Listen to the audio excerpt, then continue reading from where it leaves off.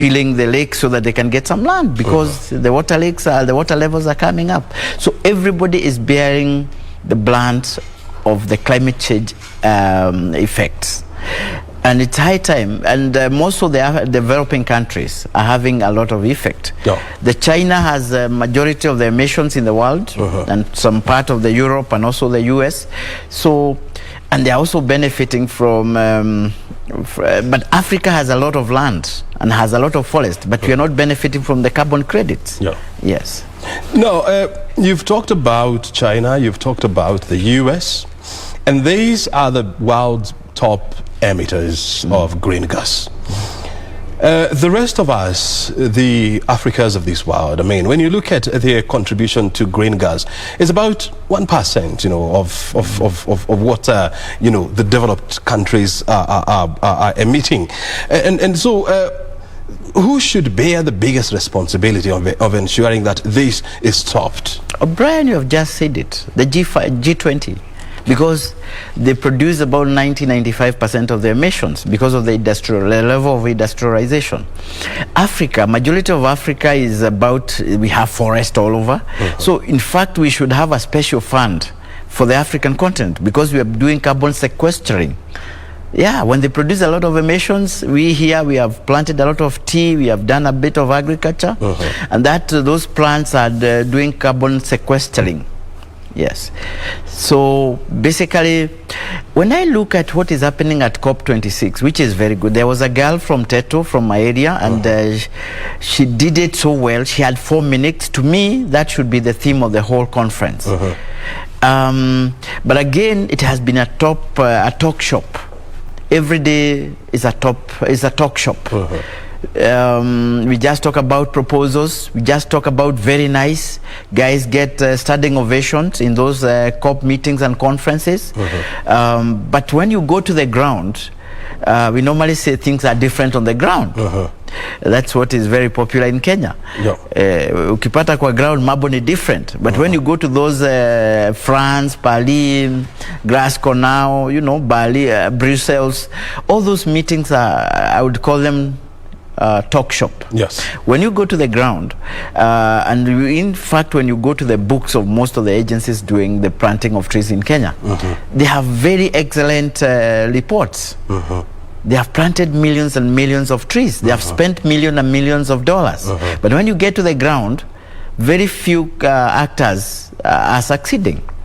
Just allow me to quote a case in point, like Ministry of Environment, Ministry of Energy. Yes. Ministry of Energy has done it so well to the level that their success rate is about 90–95%. But when it comes to other players, the corporate world, which is very good, I know there are initiatives by Toto Kenya, Safaricom, and quite a number of them. Equity Bank is also there. But the question is, who is making the follow-up to ensure that there is survival rate, that there is the canopy regeneration and development within this country? Yeah, like you just remember the other day, O'Brien, we were pouring out seeds in the Mau forest. Has somebody followed up how the success of that project was? Yes. We spent millions and millions of dollars having all those aircrafts. I can assure you, I was just there the other day, and the success rate is below 30%. Some people are calling it zero success rate. So how are we protecting our environment? Yeah, everybody wants to be the hummingbird. You know, I listened to the speech, the 4-minute speech by Elizabeth Wathuti, who is, by the way, a young Kenyan who is an environmental activist who has been given a platform at that level to talk about what the world needs to do, you know, to safeguard the future of this world. She is in the same group with the likes of Greta she's called Greta Thunberg. Yes. And her clarion call was, it is time we embrace and we make matters of environment our everyday agenda. This is widely known. So how comes we are still discussing what to do and how to do it at Glasgow? We were there in France, and we can be guaranteed that we are also going to be there in the next 5 years discussing the same issues. Thank you for that. I listened to her 4 minutes. She comes from our area, Teto, and Teto is a home of champions, and that's also where Professor Wangari Maathai came from, and that's where I also come from. And she spoke to the heart and not to the mind. Because unless we become passionate about environment, unless we put environment as part of our lives, we are not going to sort out these issues. We are thinking environment is a far-fetched idea, is for the G20, is for the leash companies and corporates, but environmental issues is each one of us to be the hummingbird. If you look at what is happening in the world, we think, look at the COVID. It has brought down the stock market in the world, and everybody is worried. The stock exchange securities have trembled all over the world. So everybody is concerned. How do we live? How do we make refurbish the economies in the world? But nobody is thinking about environment.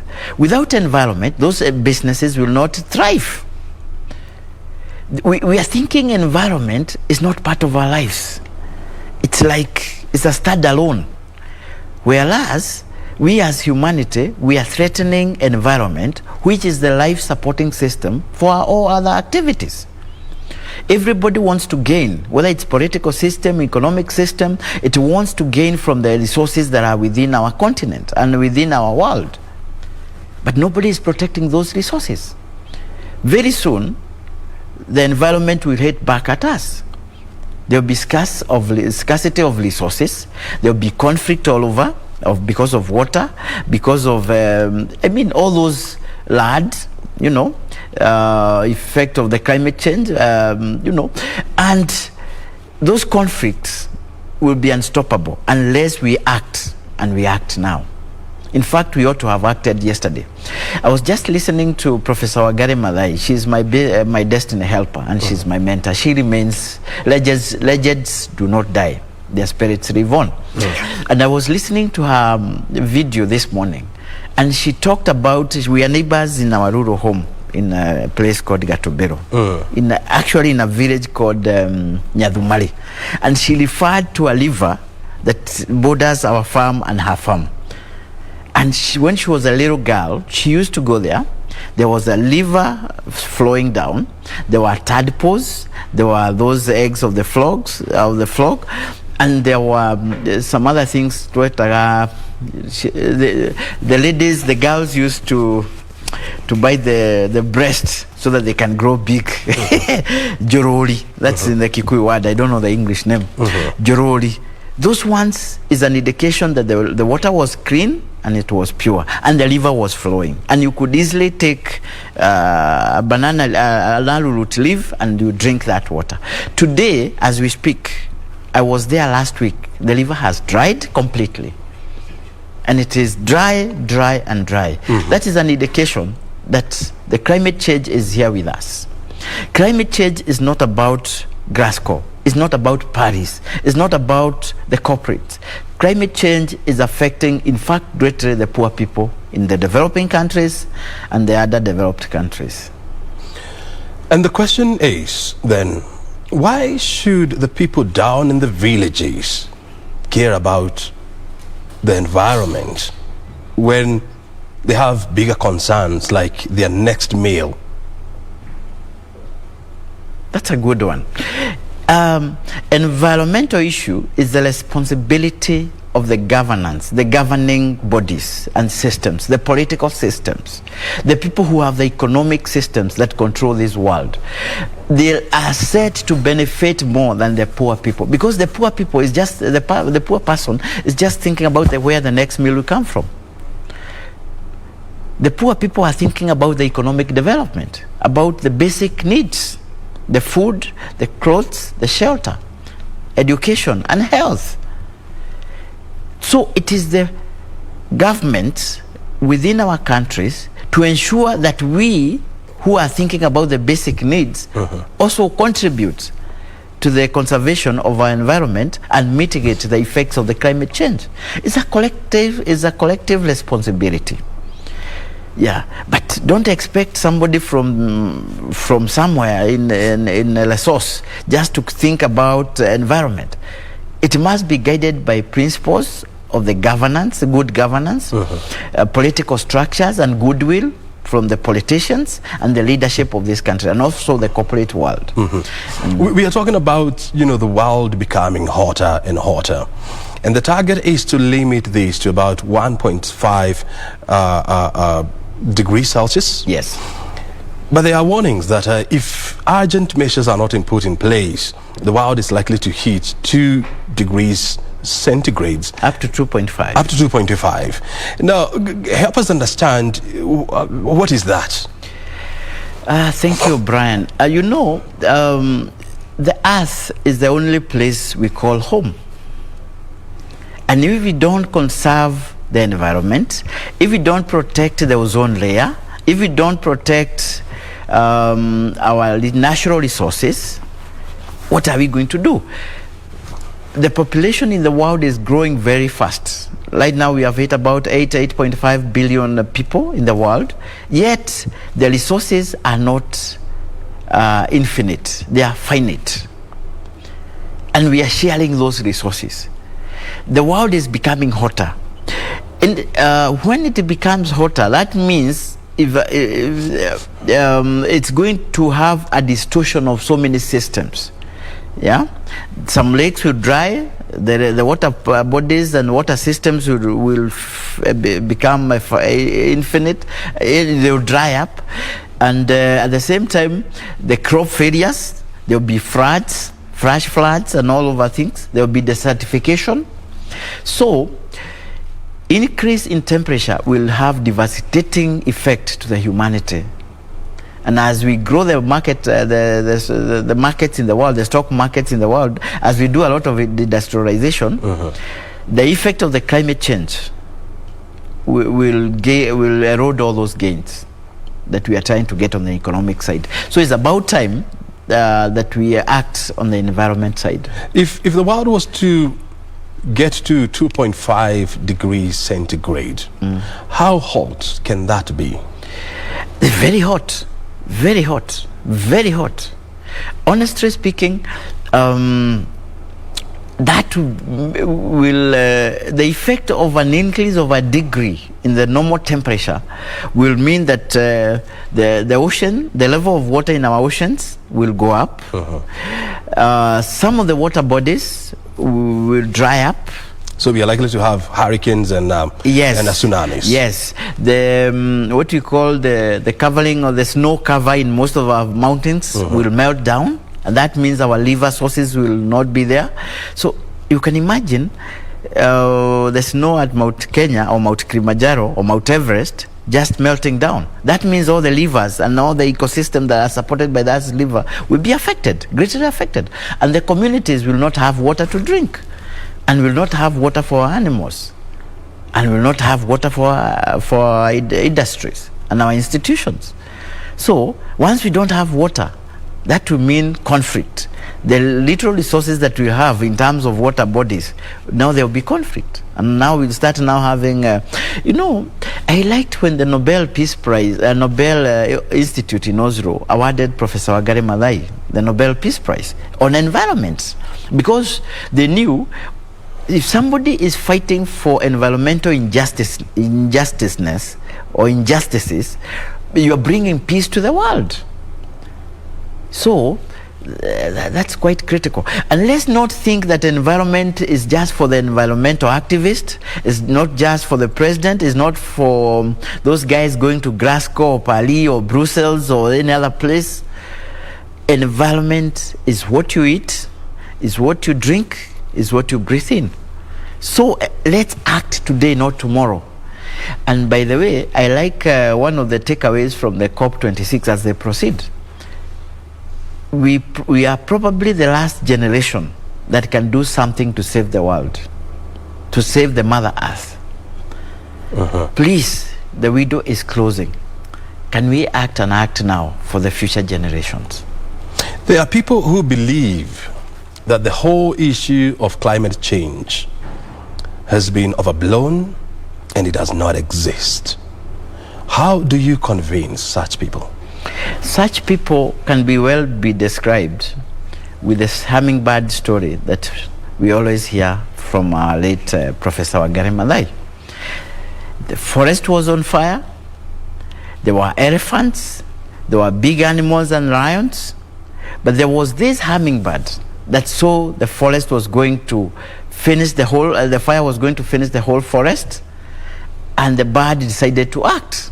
So the bird went to the river with its small beak and brought out a drop of water to try and put out the fire.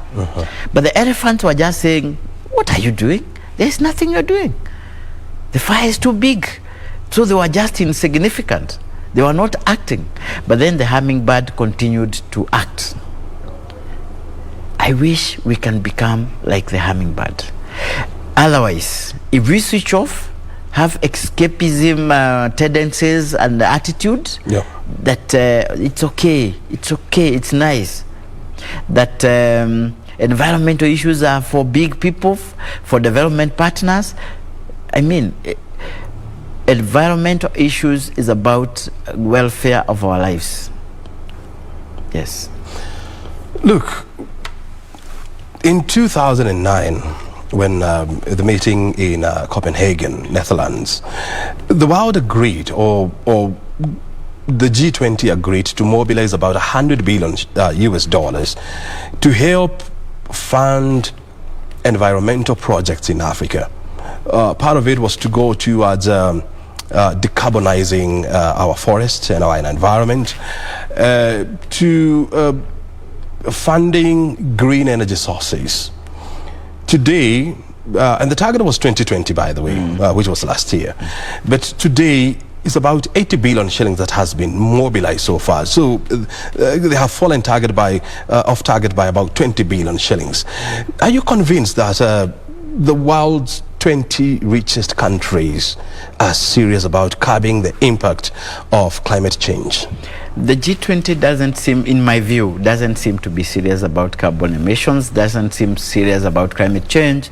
They're just having political gimmicks. They're just having knee-jerk reactions, whereas they're benefiting from environmental degradation. So I think it's about time that African and the developing countries held accountable the G20 countries. But how would they do that?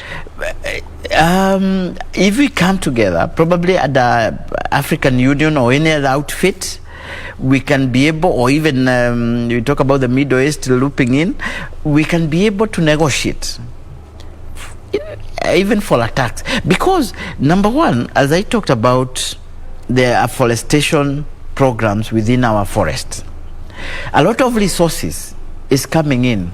Even what you have talked about, the $80 billion, that money is coming in.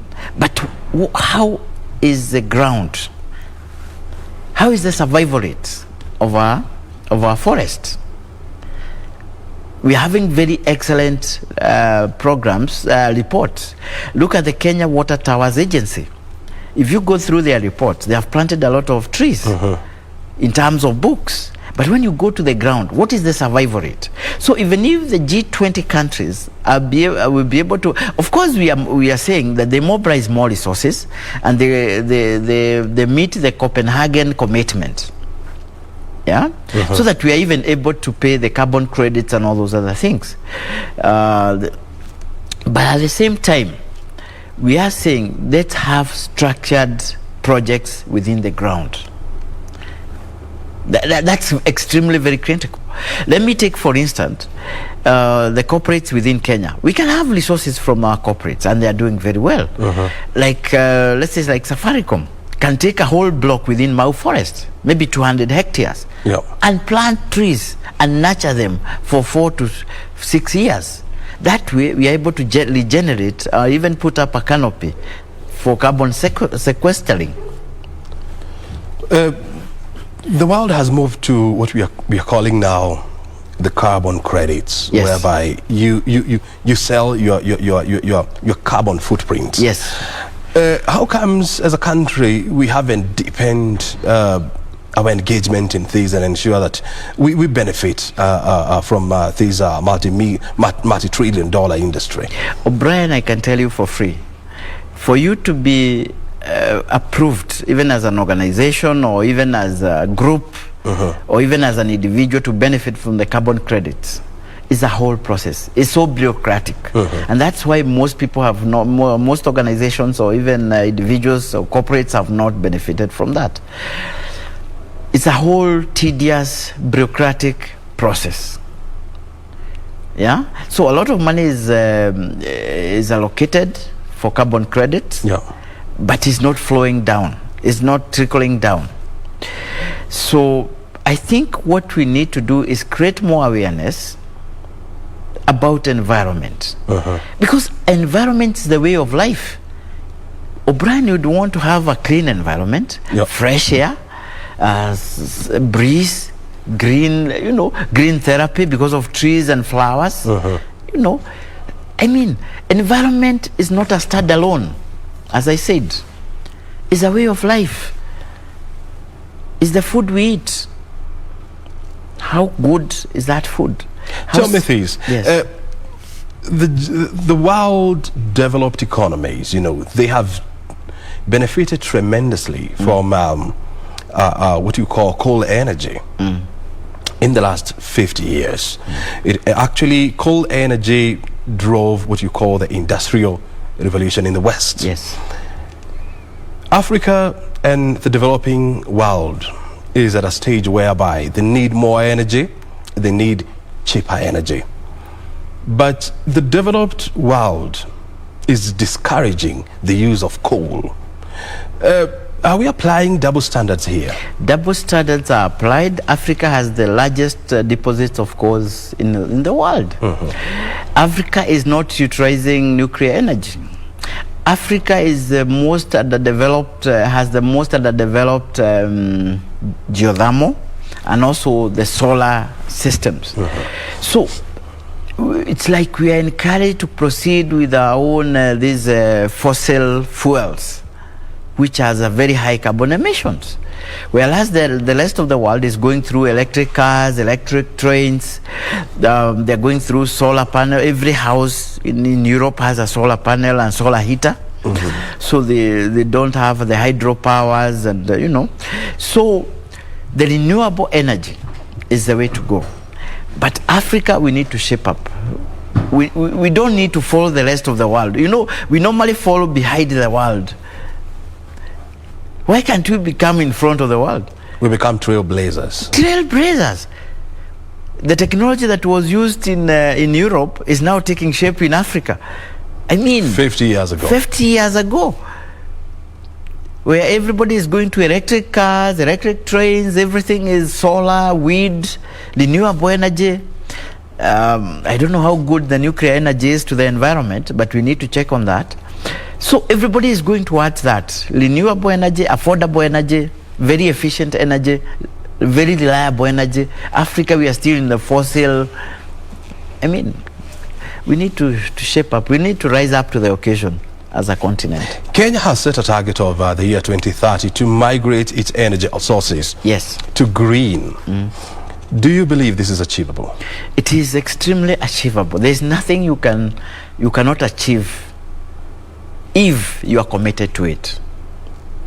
As a country, I know we have very good leadership and governance and commitment and goodwill in the political spheres. And I think by that time, we may miss the mark probably by a year or two. But the way we are moving quite well in this country. Yeah. As a country, I mean, it has been proven that we have tremendous resources that would help in the country achieving its green energy status. And we are talking about nuclear, we are talking about geothermal, where Kenya has reported reserves of about 10,000 megawatts. But Kenya is just a small dot, you know, in a bigger picture. Even if we were to go green and the rest of the world is not willing to toy along, are we likely to have any impact, really? O'Brien, revolutions are started by one person. So if Kenya takes it up to herself, and which is we should, because we are also a leader in our own sphere. If Kenya can be able to adopt the renewable energy, probably most of the other people, the other African countries will benchmark from us, and they will be able to start. Because you cannot wait the whole of Africa to go renewable energy. Somebody has to start, and that somebody is Kenya. I'm very proud Kenyan, because the way we are moving as Kenya, very soon Kenya is going to be a powerhouse in Africa and the rest of the world. We are committed people. We are moving in the right direction. How am I praying that 2022 does not distract us from our economic agenda? Let's maintain that momentum. And as a people, we'll be very proud 5-10 years to come. Yes. Kenya has been toying up with the idea of setting up a coal power plant in Lamu, the Lamu power plant. Yes. It is cheaper, it is easy to set up, but it has faced a barrage of criticism, and we have seen environmental activists even moving to court to stop this. On the other hand, we have also been discussing the issues of setting up our first 1,000 megawatts nuclear power plant, and the discussions are still ongoing whether to set up this. Do you think this is a step in the right direction? Is a step in the right direction? I like the way we are moving, because Kenya, we normally do planning. The Institute of Nuclear Science at the University of Nairobi was set up just to make sure that we have the capacity to manage a nuclear power plant. It has been progressing very well, and nuclear power all over the world is cheaper. Probably we need to reevaluate a few things about environmental issues and the decomposing of the materials there. Yeah. The coal plant sometimes is give and take. Look at the bypasses all over, like now the one that passed through Nairobi National Park. The environmental people, which were part of it, we were saying is going to have effect on the animal corridors, the migratory corridors, and all those other things. It's going to have a negative impact. But sometimes it's give and take. We have to maintain a certain balance between the economic value and the environmental value. Sometimes you give in to a little bit of thing. If that coal, and I know that coal plant in Lamu is going to be a game changer, unless it has extreme devastating environmental effect, I'm of the opinion that we go ahead with that project. Yes. Sometimes it's give and take. Do you feel like we are blowing both cold and hot? You know, on one hand, we are saying that we want to go green energy by the year 2030. Yes. And then on the other hand, we are pursuing coal energy, which has been proven to be a serious emitter of green gas emission. That's a hard question, but it's a good one. As a country, we are developing, and Kenya is not that we are not in the G20. So, as much as we invest in the geothermal, and we also invest in solar and also the wind power sources. About the core, I leave it now to the experts, because that's a tricky question. It's a tricky question. But as a country, we need to pursue a little bit. We need to be a little bit selfish as a country. Do you believe it is high time that we started thinking about setting up a nuclear power plant, and we haven't thought through the issues of nuclear waste and leaks? Yeah, that's a critical one. That's a critical one because the nuclear waste and that's a gray area that needs to be looked at. But we also have to learn from. We need to benchmark with other countries who have succeeded in it, and see how they have mitigated about the nuclear waste. Yeah, the radioactive materials and all those other things. So probably we need to look at the best practices all over the world, and I know the government is also looking at that. But who would you qualify to be as the best practice in the world? Because we saw the crisis in Fukushima just the other day. Yes. And Japan, you know, is a world leader in terms of nuclear energy, in terms of nuclear technology. Yes. But they were facing a grave crisis there because of the leaks at their Fukushima nuclear plant. So what should we follow, or who should we look up to? O'Brien, there's a thin line between environmental conservation and economic development. Because if you look at our energy needs as a country, it's growing. Yeah, there's a lot of industrialization, there's a lot of urbanization, a lot of many institutions are coming up. The requirement for power is so high. For cheaper power, the electricity tariffs in Kenya are so high. So, like just the other day, we are talking about the independent power producers. We need to phase them out. So, how do we balance between the environmental dividends and economic dividends? That's very critical. That's very critical. And sometimes you find that the economic dividend supersedes the environment dividend. But the overall thinking should be, let's mitigate the climate change effects. Yes. You're watching this conversation, and of course we are live from Broadcasting House. We are analysing the COP26 meeting, which is currently underway in the city of Glasgow, Scotland, and we are looking at the commitments that world leaders are likely to make the world sustainable, and of course to ensure that we limit green gas emission, which has been proven to be fatal to the well-being of our environment. Kenya is represented there, and of course President Uhuru Kenyatta yesterday made a passionate plea to world leaders, and of course more to the G20 countries to rethink their funding their funding on green energy sources. You know, are calling them to be more proactive in supporting green energy sources.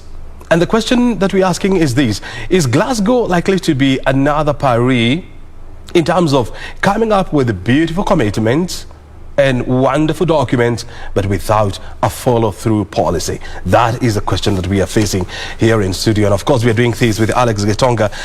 He's a managing director at Tanolope Consultancy, as well as a green energy expert here in studio. At O'Brien Kimani is my Twitter handle. Gitonga, do you have a Twitter handle? Yes, as well? Alex Gadi. That's my Twitter handle. That is your Twitter handle. Yes. So let's come back to the events that are happening at Glasgow. Yes. China, the second biggest emitter of green gas in the world, is missing from that meeting, as well as Russia. What message are they sending to the world? Of course, they are sending the message they are not ready to get committed to the outcome of the COP26, which is very unfortunate. If the big boys are not where things are being discussed, they are not committed to the outcome of the meeting. And I think it's about high time that we take responsibility as a people, because you are the one who does all the emissions in this world. Yeah, 90%, and then you don't come to discuss about the environment. Where do you want us to go? Once we spoil the world, the earth, the mother earth, where do we go? Do we go to which other, Venus or Mars? Can we go to Mars?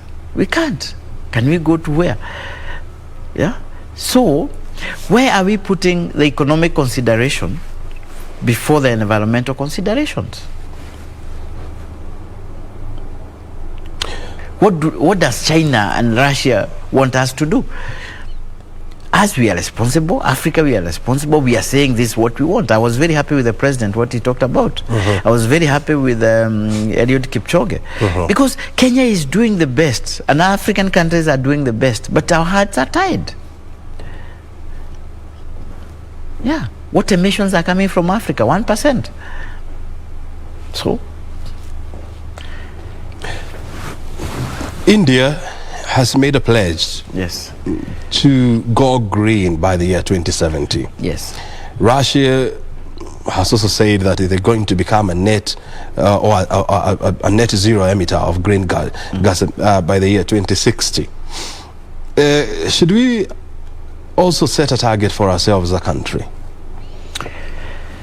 Yeah, we should be able to do that, but comparing India and Kenya and probably most of the African countries is a little bit tricky, because India is a more developed economy. It's quite a little bit vibrant, but remember what we did for Vision 2030. We said by this year we need to be a middle-income country, and even if we miss that mark, or probably we'll be there, we'll be able to achieve it. So I think as a country, we need to set a target, yeah, and have policies and programs towards that, and probably that will guide now our investment.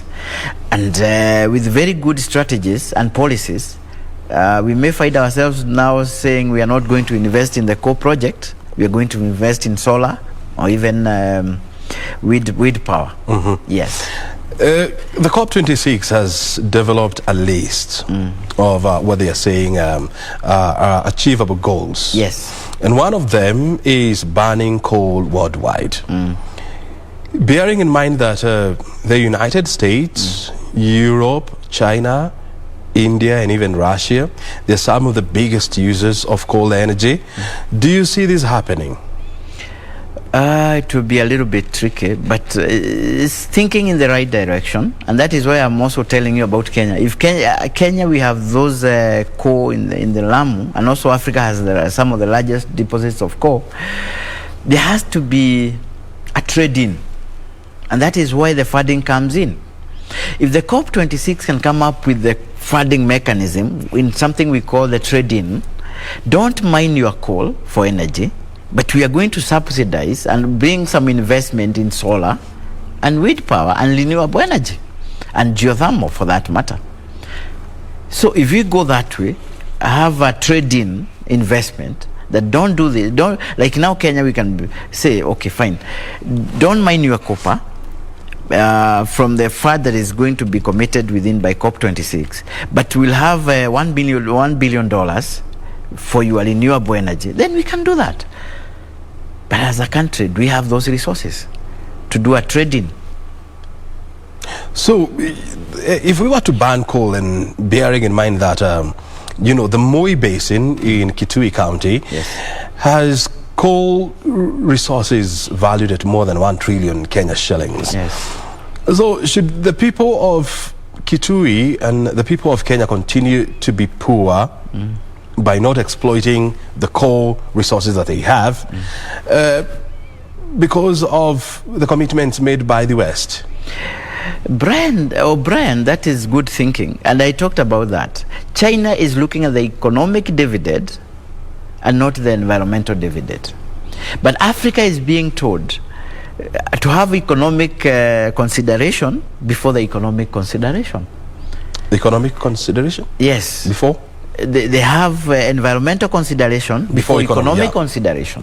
So we end up being poor, whereas the people who have major emissions, carbon emissions, they are in the G20. So you continue planting trees, we continue mining our coal and producing energy in nuclear and coal reactors. So we'll continue to be poor unless now we change our thinking and say, okay, fine, the coal in Kitui, let's mine.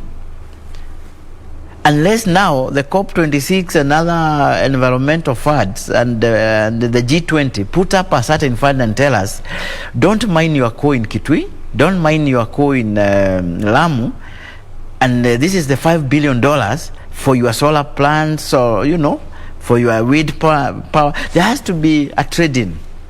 Another proposal coming out of the COP26 is for countries to remove subsidies on fossil fuel.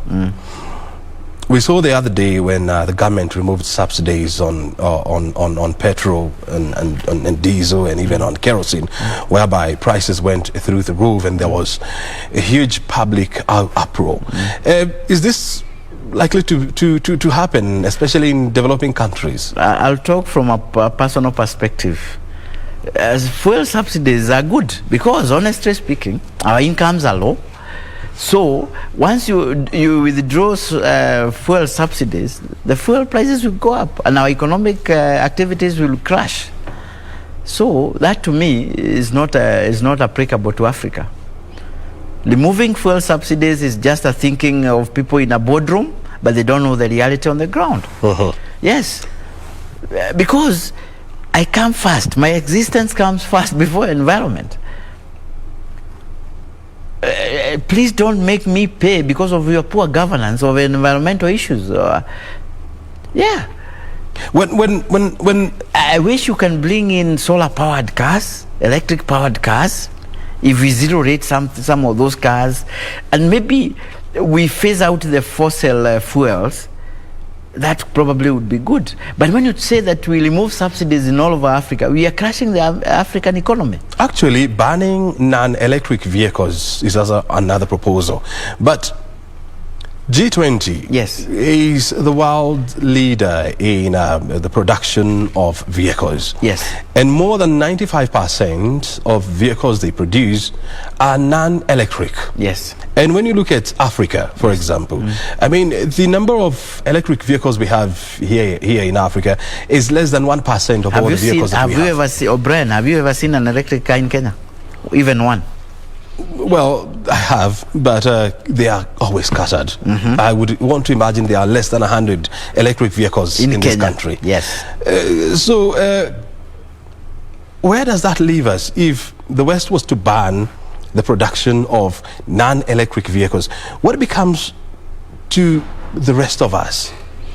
You know, they produce 95% of or the G20 produce 95% of all the cars in the world. So if they want us to change now to electric cars, they can easily do that, probably within 5-10 years. But now they continue to produce fossil fuel petrol cars. So, I mean, honestly speaking, there's a contradiction in their strategies and their commitment. So Africa, we are disadvantaged because we are not in manufacturing of those cars. We rely on cars from outside. We also rely on, majority of fuel in Africa comes from outside Africa. So removing fuel subsidies will have devastating effect on the African economies, and some of them will crash. Another proposal is to ban the mining of oil and gas. And this is being proposed at a time when developing economies are at a stage of exploiting their mineral resources like gas and oil. Kenya, we just discovered oil in Turkana. We have proven reserves of gas in Lamu. Yes. So, if this was to be banned, what becomes of our gas and oil reserves? I think we are applying double standards in COP26 because we must also look at the developing countries. We have suffered, we have bared the biggest brunt of the climate change effects, the floods, the desertification, the drought in this continent. Our economies are not growing. Our food production is low, about 30-40%. So having drastic measures, especially now banning the mining, the exploration of those resources for fossil fuels, I think there is a hidden agenda. Do you think the COP 2016 is having Africa in mind, the proposals they are making? I don't think so. I don't think so. So who are these making these recommendations, and who are they targeted to? I would think COP26, there's a heart behind it. There's some multi-billion companies and agendas behind it. I'm sorry to say this because, honestly speaking, the proposals they are coming up, they're not practical. They're just about to crash the African economy. You're talking about the corporate world, Yes. being behind some of the proposals. About 40 companies, have come together, Yes. during about 400 of them, not 40. And they have committed about 130 trillion, all these companies, combined. Their worth is about 130 trillion Yes. US dollars. Yes. And they're saying, look here, we are willing to fund environmental friendly projects. And so this is putting developing countries at a crossroad, because coming up with the projects that are green or that are environmental friendly, I mean, there's a price tag. And Africa is a poor continent, okay, in terms of financial resources. Yes. So where is this putting our development agenda? African countries, we have sovereignty, and we must protect our sovereignty by hook and crook. Is this sovereignty imagined or real on the ground? The sovereignty could be political but not economic. But at the same time, a poor person also has integrity, has identity. So it's about high time the G20 and those multi-billion companies and corporates respect us, give us a bit of respect and dignity, because being poor doesn't mean that we cease to be human. And we also think, can we also grow our own local solution to environmental issues and climate change issues? Yes. Must all the solutions be based from proposals from all over? Yeah, I think it's about time, O'Brien, that we come up with a think tank as a continent and as a country to come up with some bit of solutions. Because everything is set. Please do away with this, do away with this. Suppose we mine that coal in Kitui and we get trillions of dollars. That will be a game changer in our economy. We become a donor instead of a recipient of debts and all those other collaterals we are getting. Look. Yeah. So, as a continent, I mean, how do we get a position on at the high table and lay our demands and our interests and say, this is what we want as a continent, and this is what we expect you to do, and we are going to do this? How do we get elevated to that level? Once we put our economics expectations on the table, how we want to develop our economies as a country. Let me give a case in point. The River Nile. The River Nile originates from Uganda and goes all the way to Egypt. Several countries benefit from River Nile. And there is water treaty that governs the River Nile. How they have managed to live in harmony and to solve their issues and their disagreements is something that we need to think also along the energy issues. Yeah. China and Russia and probably even America, they are benefiting from coal industry, and they have made billions and billions of dollars. Why is it that it is only a project in Kitui that can bring problems? Is there a way Kenya can say, okay, fine, let's start by our own sovereignty and do the mining and make our people rich? After all, people are dying because of floods, because of hunger, and other issues. Can we sometime also do some things that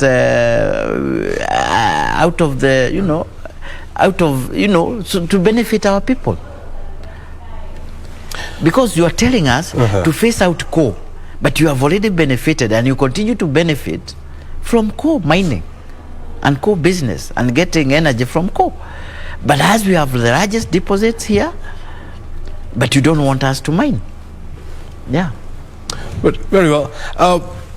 We'll continue with this conversation. Yes. And of course, if you're just joining us, we are doing a surgical analysis of the COP26 a meeting of top global leaders to chart the way forward on the future of the world and how to conserve our environment to ensure human existence is guaranteed in the next 20, 40, 50, even 100 years. We are looking at the pros and cons of the proposals that have been made so far by world leaders at Glasgow. And you're welcome to join us. Time now to take you to Pan-African Hotel, where the Ministry of Livestock, or the Ministry of Agriculture, Fisheries, Livestock is having a briefing, and let's now listen in to the Chief Administrative Secretary. The counties, and this is the only sector that grew during the pandemic period. We are supporting farmers. We have an insurance scheme that's still supporting farmers and the asal areas. And the farmers looked at it and they say it's one of the best. And when they want to replicate the same in the entire continent. We have also have KBC that is producing vaccines, animal vaccines, and is the best in Eastern Central Africa. We are only compared to South Africa. It contributes, agriculture and agro-related industries contribute about 60% to our GDP. So we are doing well. But we agree that there are several challenges that are affecting us, that are making farmers not move. We have cartels that are coming. If you go to Western Kenya, all farmers are now complaining, especially the sugar farmers, because of sugar from other countries. You find sugar coming from Brazil, if it's going to Uganda, then again it's brought back. Some of the challenges that we are having. We have problems in coffee, and even the other day I was listening and looking at the TV. I saw a mama already complaining seriously in Thika that for you to break even, if you have to sell your eggs, a crate of eggs at 265 shillings, but eggs are coming in from Uganda at a cost of 230 shillings, which is very serious. So those are some of the areas that we have to come in strongly as a ministry and work closely with all the stakeholders involved so that we are able to streamline and make our farmers work. It's very sad that a country of Kenya's stature and highly respected in terms of agriculture is importing now nearly everything, which is very bad. So I wish to recognize you, stakeholders, including the public and private sector, for having taken time to participate in this validation meeting for the livestock identification and traceability strategy and regulations. The strategy and regulations are necessary to enable us build a framework that can guide the long-term implementation of animal identification, registration, and traceability in the country, which is critical in the livestock sector. The livestock sector plays an important role in the national economy of Kenya with a direct contribution of 12% to the national gross domestic product, and it also employs about 8 million people. Livestock sector supplies the domestic requirements for meat, milk, dairy products, eggs, other livestock products, while accounting for 30% of the total marketed agricultural products. So the sector earns the country substantial foreign exchange through export of livestock and livestock products. The sector also contributes substantial earnings to the households through a sale of livestock and livestock products, and provides raw materials for agro-based industries. Ladies and gentlemen, livestock identification and traceability has extensive benefits in animal health management, certification of animals and animal products for trade and providing quality and safety assurance for food of animal origin, which is an important global phenomenon. Like one of you observed, we want to be extensive in terms of exporting our animals and animal products. And there are some countries that are very strict, especially the European market, which require that each animal that you're exporting or each product that you're exporting, they want to know the history of that product. And they're insisting that our animals should have passports. I know maybe some of us here do not even have passport, but I think that the animal that we are sending there should have passports, so that they're able to trace whether this animal has ever suffered from any disease, whether it was stolen, and so forth. So this is key. We also have the problem, the cattle rustlers. I think this one will also really help us to control that, so that if somebody is stealing animals that have cheap, we're able to follow it up to where it is. So this is key. Although the need for its adoption and implementation in Kenya has been recognized for over a decade, there has not been a cogent strategy and modern regulations for its coordinated and fast implementation. I am made to understand that development of the strategy and regulations has therefore been crafted to respond to emerging demands in livestock production, animal diseases control and animal welfare, livestock marketing and trade for security, and in cattle raising areas. The strategy and regulations developed are informed by international standards based on World Animal Organization, that's the OIE, and Food and Agriculture Organization FAO guidelines, and experiences learned from benchmarking visits to more advanced jurisdictions. I'm told that in Africa, this has been properly implemented in Botswana. They are doing well. They are able to trace all the animals, although we also have our sensors here, but I don't think we have reached that level, and that's where we want to go. The strategy and regulations has incorporated stakeholder views input by a thematic working group on policy legislation and standards, livestock market requirements, the recommendations of livestock studies carried out in the country over the last 9 years, and socio-cultural considerations among diverse livestock keepers in Kenya. It also took cognizance of ongoing development of livestock export zones under the Kenya Vision 2030. Ladies and gentlemen, animal diseases have potential to significantly affect international trade. For this reason, animal identification and traceability systems, which help to prove freedom from, are becoming a requirement for access to specific regional and international markets. As a result, many countries worldwide, including emerging economies, have put such systems in place, increasing human population, economic growth, and urbanization,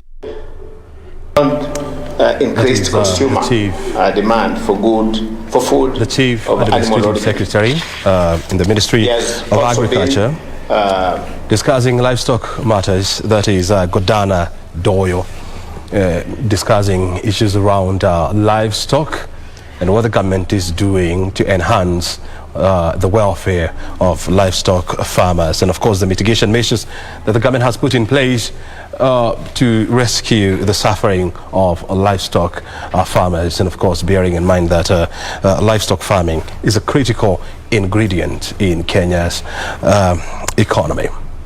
We continue to lay bare the discussions taking place in Scotland. Remember, the COP26 is taking place in the city of Glasgow. World leaders have descended on that city with their private jets to discuss how to curb green gas emission. We are doing this with the help of Alex Gitonga. He's a he's an environmental expert, and of course he's helping us to try and understand whether world leaders are serious and what is the way forward in dealing with matters green and environment. Gitonga, before I let you go, because time is well spent. Yes. So if you were given a platform at Glasgow to address world leaders, what would you tell them as a man who comes from Africa, who comes from a developing economy like Kenya? As the former personal assistant to Nobel 2004 Nobel laureate, Professor Wangari Maathai, I would urge all the participants in that room, in that conference hall in Glasgow, to become the hummingbird. To talk more and act less. To act more and talk less. Mm-hmm. Otherwise, it will still remain at talk shop. Let's look for practical solutions, strategies, down to other strategies that will have higher impact. Let's also do the funding, increase the funding, because as the greatest producers of green gas emissions in the world, the G20 has a responsibility to pay up, to own up and pay up, at least provide some a bit of funding for the developing countries. I would talk more to their hearts than their mights. That this is probably the only opportunity we have to save our Mother Earth. And if we don't act today, the generations to come will blame us. So it's about time that collectively we do those small things that collectively will have bigger impact in saving our Earth and conserving our environment. Very good. And I believe they will listen and act. Yes. Gitonga, thank you very much indeed for your time. Thank we you. look forward for engaging with you more in the future. Thank you. And I've been nominated for the Go Green Lifetime Achievers Award 2021. Okay. So just being the hummingbird, things are coming. And I ask for votes so that we win this one. Thank you so much. And we wish you all the best. Thank you. And we hope you clinch that award. Thank you so much, O'Brien. Very good. You are the best. Thank you. We've been discussing matters COP26, of course, with a critical view on what world leaders are doing and saying in Glasgow, with a question: how do we accelerate a project that will curb green gas emission? How do we increase funding to green projects? And how do we curb the rising, how do we stop the world from becoming hotter as we move forward? We'll be watching to see what recommendations the COP26 meeting will come out with, because in the future it will be judged by what they do, but not much what they say. The situation is dire. To quote Barbados Prime Minister Mia Mottley, when she addressed the meeting, she said, "It is time we put environmental matters in our heart." Thank you for watching.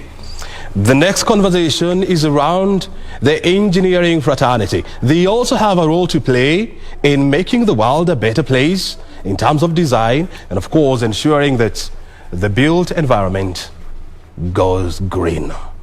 You're watching BizCheck live from Broadcasting House. Stay right here.